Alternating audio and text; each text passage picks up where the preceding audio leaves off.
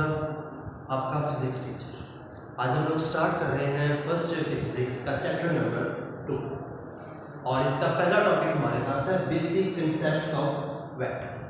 Basic concepts of vector में सबसे important जो कंसेप्ट हमारे पास है दैट्स द फिजिकल क्वांटिटीज। हमने क्या करना है, हमने आज देखना है कि किस चीज़ को हम लोग फिजिकल क्वांटिटीज कह सकते हैं। फिजिकल क्वांटिटीज आप लोग हमेशा उस चीज़ को कहेंगे जिसको आप लोग मेजर कर सकते हैं, जिसकी आप लोग पैमाइश कर सकते हैं। मिसाल के तौर पर मेरे पास ये एक बोर्ड मार्कर है, मैं कहता हूँ कि इसकी लेंथ कितनी है, तो इसकी लेंथ हमारे पास है सपोज दैट 5 सेंटीमीटर इसकी लेंथ है हमारे पास। तो अब इसको मैंने क्या कि मैंने इसकी लेंथ को मेजर कर लिया, तो अब इसकी लेंथ हमारे पास क्या होगी जी, हमारे पास इसकी लेंथ जो होगी वो एक फिजिकल क्वांटिटी।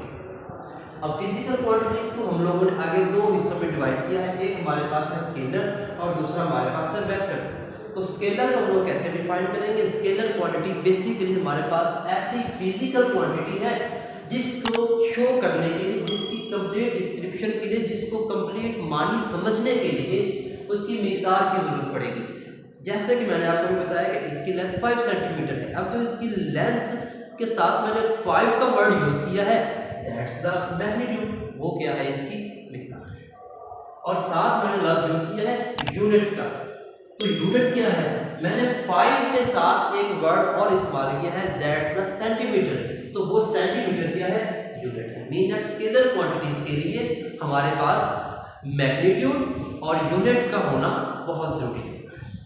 मिसाल के तौर पर डिस्टेंस की बात कर लेते हैं कि हमारा घर यहाँ से जी लाहौर से तकरीबन 240 किलोमीटर के फासले पर है। तो अब क्या है, 240 जो है वो इसकी क्या है, मैग्नीट्यूड है, और जो किलोमीटर है वो क्या है, इसका यूनिट है। ऐसे ही किसी चीज का फासला सपोज है यहाँ से 50 मीटर है। अब जो 50 है ये क्या है, इसकी मैग्नीट्यूड है and metre is its unit. और स्केलर क्वांटिटीज को हम लोग क्या करते हैं, ऐड करते हैं by algebraic rules, algebraic method के जरिए। मिसाल के तौर पर 5 जमा 5 is equal to 10 metre. Simple method है, हमने इसी को फॉलो कर। उसके बाद क्वेश्चन बनता है कि सर फिजिकल क्वांटिटीज को आपने कहा दो हिस्सों में डिवाइड किया, दूसरा हिस्सा कौन सा है, दूसरा हिस्सा हमारे पास है वेक्टर क्वांटिटीज। तो vector quantities is also a physical quantity. जो वेक्टर क्वांटिटी है वो हमारे पास क्या है जी, एक फिजिकल क्वांटिटी है। तब इस फिजिकल क्वांटिटी को हम लोग कैसे डिफाइन करेंगे, रिक्वायर्स मैग्नीट्यूड। सर ये तो वही बात आ गई कि आपने पहले भी कहा था मैग्नीट्यूड है, अब भी तो मैग्नीट्यूड की बात कर रहे हैं, तो फिर सर इसमें क्या फर्क है? तो मैं कहूँगा थोड़ी सा आगे मजीद पढ़ के देखते हैं। It requires unit. आप फिर बोलेंगे सर वो तो फिर यूनिट की बात कर रहा है और आपने पहले भी यूनिट की बात की है, तो फिर ये तो स्केलर जैसी हुई। तो फिर मैं कहूँगा अभी हमारा एक पॉइंट और रहता है, वो पॉइंट क्या है, एंड डायरेक्शन। मतलब क्या, अब हमें सिंक की भी जरूरत पड़ेगी। बात की समझ आ रही है कि वेक्टर क्वांटिटी को शो करने के लिए, वेक्टर क्वांटिटी को समझने के लिए हमें तीन चीजें चाहिए होंगी। Number 1 magnitude, number 2 unit and number 3 direction चाहिए। ये तीनों चीजें होंगी तो फिर आप लोग वेक्टर को समझ सकेंगे। मिसाल के तौर पर फोर्स की बात करते हैं। मिसाल के तौर पर मैं कहता हूँ कि मैंने 50 न्यूटन की फोर्स लगाई है। कितनी फोर्स लगाई है, 50 न्यूटन की मैंने फोर्स लगाई। अब जो 50 न्यूटन की मैंने फोर्स लगाई है उसमें क्या है, वो मैंने किस डायरेक्शन में लगाई है वो नहीं पता हमें। तो अगर मैं कहूँ I exert force of 50 newton, 50 stands for magnitude, newton stands for unit and 30 degree north, this is the 30 degree north, that's the direction. तो हमारी क्या होगी, रिक्वायरमेंट पूरी हो गई। तो फिर हम कहेंगे ऐसी क्वांटिटीज क्या कहलाएंगी हमारे पास, वेक्टर क्वांटिटीज। बात की समझ आ रही? इसके एग्जांपल्स के तौर पर आप और भी लिख सकते हैं कि वेलोसिटी है, एक्सेलरेशन है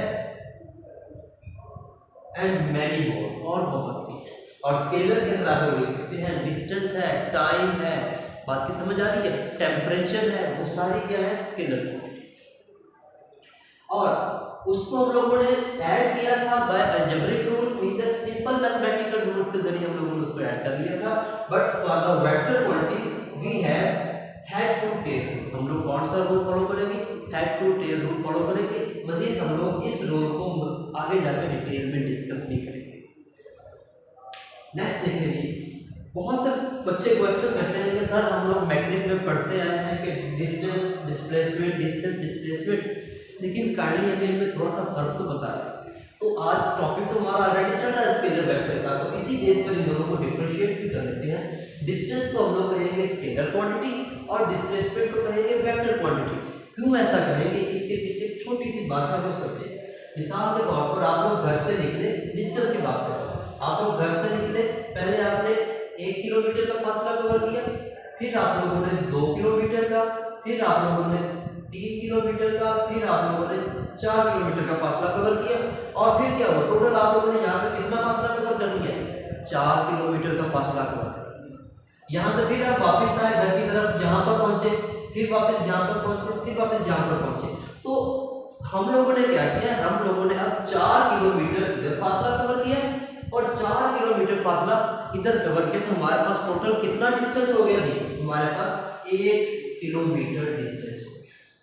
मतलब क्या, हम लोग बेशक यहाँ से आगे की तरफ जा रहे हैं और वहां से वापिस आ रहे हैं, लेकिन डायरेक्शन ने मैटर नहीं किया। तो ऐसी क्वांटिटी जिसके अंदर डायरेक्शन का रोल ना हो उसको हम लोग क्या कहते हैं, स्केलर क्वांटिटी कहते हैं। तो मतलब क्या, डिस्टेंस हमारे पास क्या होगा, स्केलर क्वांटिटी होगा। और इसका क्या है, डिफाइन कैसे करेंगे, how much you have travel, कि आपने कितना सफर किया है। ये नहीं कहा जाएगा कि आपने किस डायरेक्शन में किया है, तो आपने जितना टोटल सफर किया होगा वो क्या कहलाएगा, डिस्टेंस कहलाएगा। तो इधर से कंपेयर करते हैं, तो डिस्प्लेसमेंट वेक्टर है, तो इसको हम कैसे डिफाइन करते हैं, how far you are from starting point, कि आप स्टार्टिंग पॉइंट से कितनी दूर। मिसाल के तौर पर आपने 1 किलोमीटर कवर किया, 2 kilometre, 3 and 4 kilometre.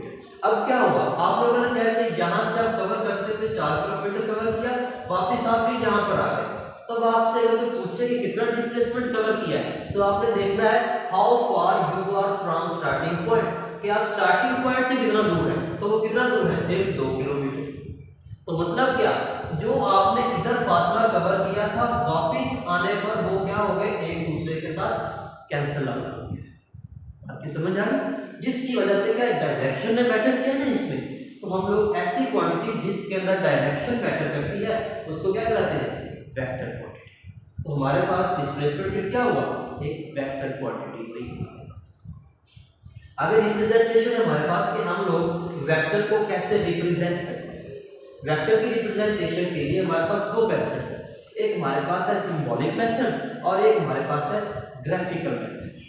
Symbolic method के अंदर भी 2 तरीके हैं। एक हमारे पास है बोल्ड लेटर्स के साथ, मीन ये नहीं कि इस तरीके से आप लोग लिख देंगे, ये तरीका क्या है इसका, गलत है।